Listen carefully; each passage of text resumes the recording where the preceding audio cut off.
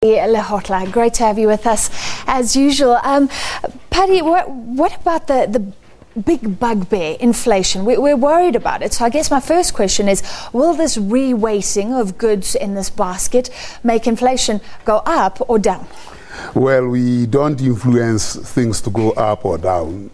We provide the weights with which we will measure whether things are going up or down. So if they go up, they'll go up. If they go down, they'll go down. And the governor of the Reserve Bank will respond appropriately. What we have done is to include new products in the basket that have had a vote of about 0.01% and are being bought by the bulk of the people. What's happened is things like we have broken down further the meat products, particularly beef. There's offal in there, both for beef and offal for mutton. There are Lego games have been replaced by computer games. Toys are back there. The 2010 World Cup soccer balls are there. Tennis balls are out. So these are the emergent patterns of consumption by South Africans.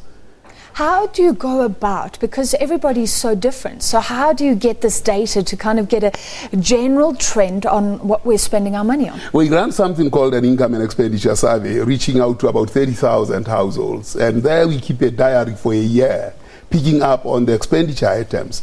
The big ones, of course, the reference point is the last 12 months, but the small items like food and the like, daily consumption. So it's a diary that we keep daily for a full year.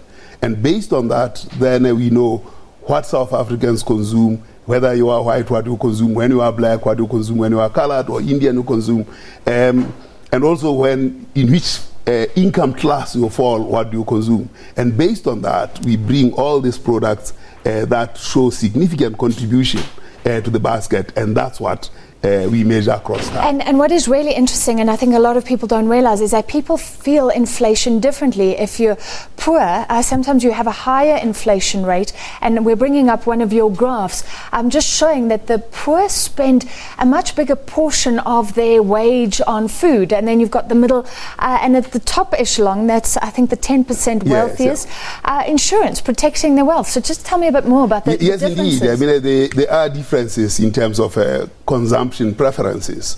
Obviously, those are economically determined. For instance, the poor spend a larger proportion of their money on food. So if food prices change and go up, then the inflation will hit the poor the worst.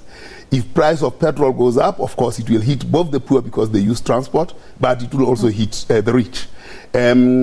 Other goods like clothes and the like hit the rich less because they have more money and spend less proportionately of their money on those kinds of things.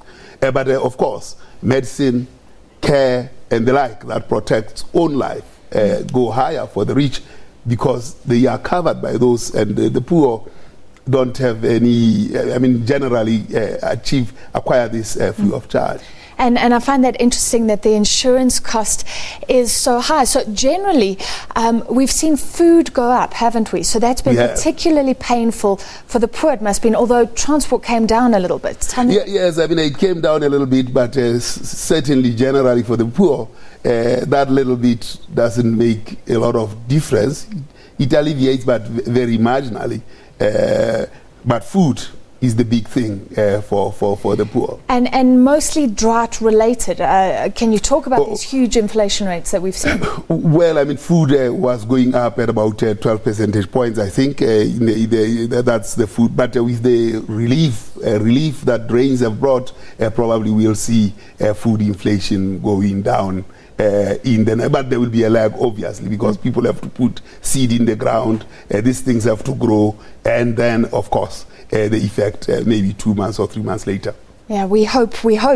This was so interesting to me. Levies for sectional title property there for the first time, but hasn't this been huge for years? And a lot of South Africans no longer living in big homes, but moving to complexes where they feel safer. Yes, of course. I mean, these numbers embedded in them are reflected the social complex of South African society. So that's why you see now there are levies, they are in there, I said toys are in there, and other things are in there. Legos are in there. Not Legos. Legos are out. Chewing gum is in there, but not what is this new chewing gum that people chew now? I wouldn't know. Yes, it's not the bubble gum that we used to have with names on it, but it is these modern. Is it the sugar-free Steamerol? The Steamerol type, even better than Steamerol now, it's in there. So showing our health habits as well. Absolutely. So the numbers, I mean, mundane as they may appear, they actually reveal the inner secrets that we have as human beings and the choices that we make. Is that interesting to you? Are there any other goods that you notice? Well, I mean, if you take, for instance, the source data, which is the living conditions survey, it reflects quite a lot there, obviously. I mean, in fact, when you look at offal, you know that times are tough. So offal and gidlets from chicken, all those foods that probably belonged a lot more to the poor are now in the basket, showing the signs of the time that things are a little difficult. Housing still a bit too expensive, and in fact in the income and expenditure survey, when you take housing and you take all the other components of it, electricity and so on, it comes to about 32%. And when we went into field to ask what South Africans see as priority, one of the things was the cost of electricity was a major worry, and you see it in the responses in the living conditions.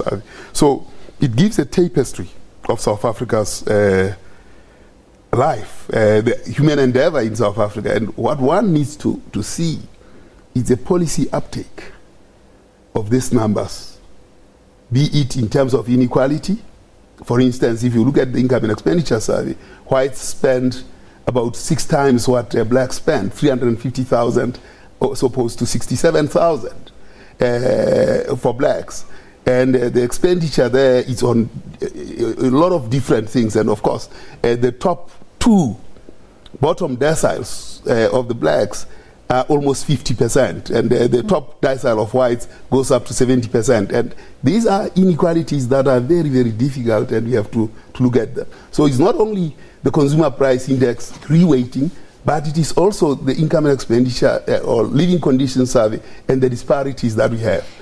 Is there a practical policy change that can be made? I mean, government may look at VAT in future, maybe not now, but could you choose which items to target, things like that? I do not know, but what I can say is that housing and transport are things that have always been expensive, especially for blacks in South Africa. They continue to be expensive because of the spatial distribution of apartheid. So 22 years into democracy, we still see those features. So the legacy of apartheid drags on. So now one needs a policy instrument that makes that a lot easier, especially if education has to be prioritized. How do you deal with mortgages and rents? That's a separate category, isn't it? Yes, I mean, you remind me of the problem that we had in 2003, where we actually messed up the CPI. The issue of own rent, what you would pay if you were renting the house, that's the question. And that's the amount now that is being factored.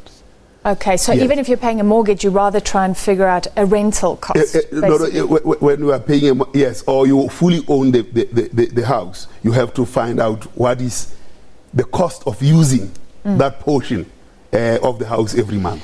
Finally, we're running out of time, but in this whole tapestry, what was really interesting to me after the Fees Must Fall protest is that the percentage on tertiary education hasn't gone down hugely, but it has actually gone down. Is that also important? To about 2.5% out of pocket. Yes, of course. I mean, if you look at education for high school, it's basically free in South Africa. And so it contributes slightly about 2.5%.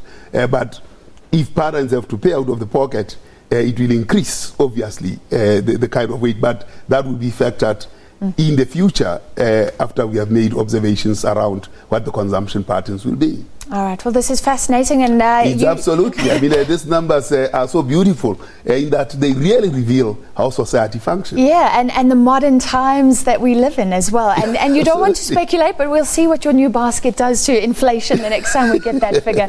That was Statistician General Pali Lehohla.